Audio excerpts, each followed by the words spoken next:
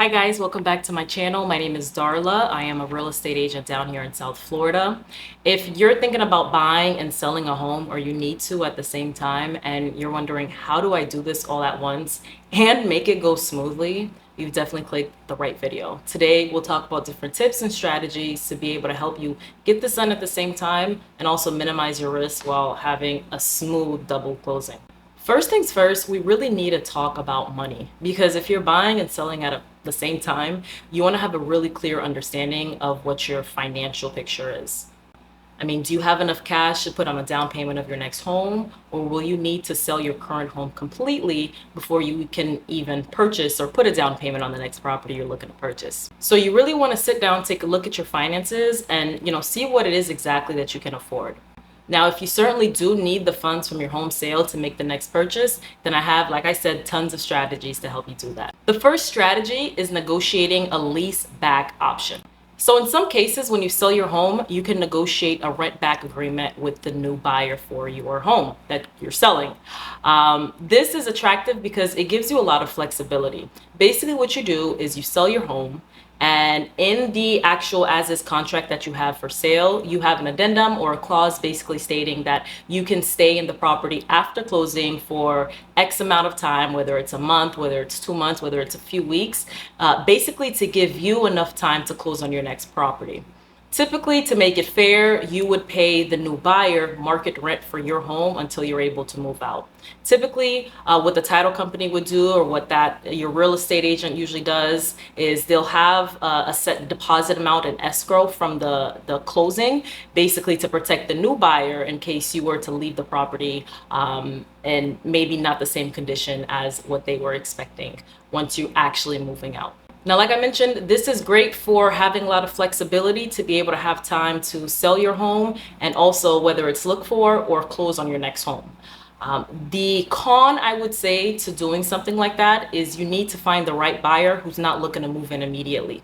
Someone who wants your home and can wait on you to, find your next home.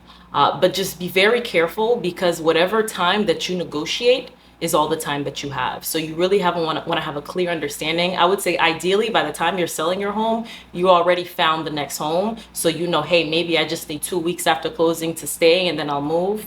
Another option that you can always do is like a short-term rental option, whether that's booking an Airbnb for a month or two, or a hotel, maybe putting your items in storage. This is a more of a backup option, because then you still have to move twice instead of moving from the home that you're selling directly to the next home. My second tip is to use contingencies in your contract. Now, this is where it gets a little technical, and it's really great to have a realtor or some kind of advisor to help you with these contracts and all the legal verbiage. For example, you might make the purchase of your new home contingent on the sale of your current one. So let's say, for example, you have your home on the market. Ideally, I would say this is the best scenario for when your home is already under contract and you found a buyer.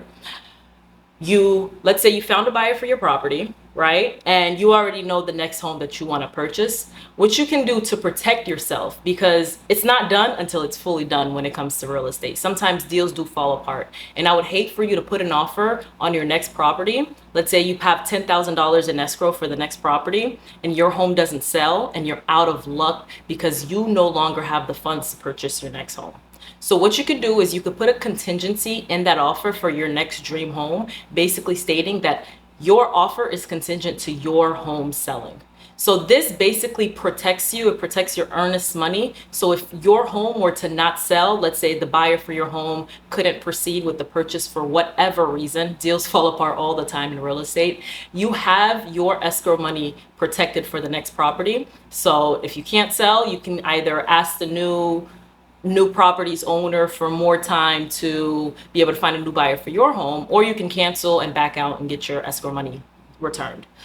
This obviously gives you tons of flexibility and a direct sale direct sale and purchase. I would say the biggest con to this is, of course, being able to find a seller, right, for a home that you like that would agree to that contingency. Because this puts, if you think about it, this puts the next seller not completely at ease, because they know there is a chance if your home doesn't sell that they won't be able to sell their home as well. So just keep that in mind. Likewise, when you're selling your home, you can have a purchase contingency. So this means the sale of your home only goes through if your purchase is successful as well. Again, this is beneficial because it gives you flexibility. You don't have to sell your home if you're not able to close on the next home. But again, the drawbacks are that you have to find a buyer for your home that is comfortable with that contingency, because in their minds, they know that if you're not able to find your next home or close on your next home, they may be out of luck.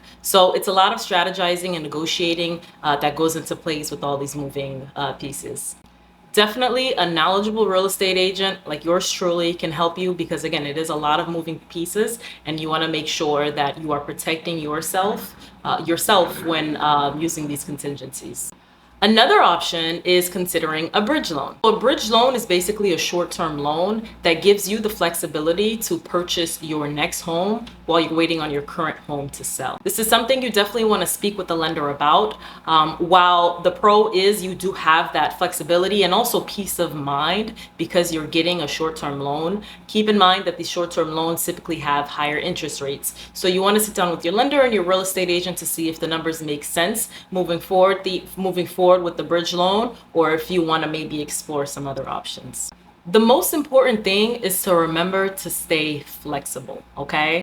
Even with the best planning, unexpected things can happen. It's life. It's one of your major decisions, which is buying or selling. I mean, it's one of the costliest things people do. So you want to make sure you are flexible with anything that may happen, anything that may arise as well.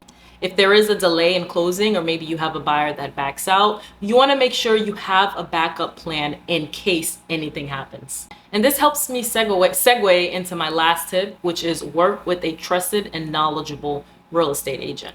As realtors, we have a lot of experience as far as dealing and negotiating with things like this. And having a real estate agent by your side can help you in navigating both transactions and make sure it happens smoothly, and also helping you to coordinate all the negotiations and any contingencies that you may use, which I honestly definitely recommend because you want to protect your interests.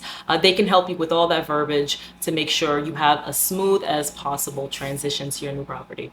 They can also assist with strategically pricing your home for it to sell quickly. So you have a lot of different options at your disposal. It's definitely possible. I've helped many clients sell and purchase at the same time and get it done smoothly. I've done the rent back option where they've stayed at the property after the closing. I've also done the contingencies. So depending on the situation and just all the nuances that you have, because every single deal is different, will depend on which route you should go when it comes to selling and purchasing at the same time. So while it may seem overwhelming and a bit intimidating, I'm telling you, if you have a solid plan, you have your goals, and you know exactly what it is that you want, it is entirely possible. If you are looking to move to South Florida, or maybe you're looking to sell and leave South Florida, whatever the case is, if you're having a transaction you want to do in South Florida, I'd love to be your resource, your go-to guide. Even if it's now, maybe it's later down the line. I'd love to answer any questions you may have, so definitely feel free to reach out. My email is going to be right here. If you enjoyed this video, definitely like, subscribe. If you have any questions or maybe topics you'd like for me to create videos on, definitely leave that down in the comments, and I'll see you in the next video. Bye.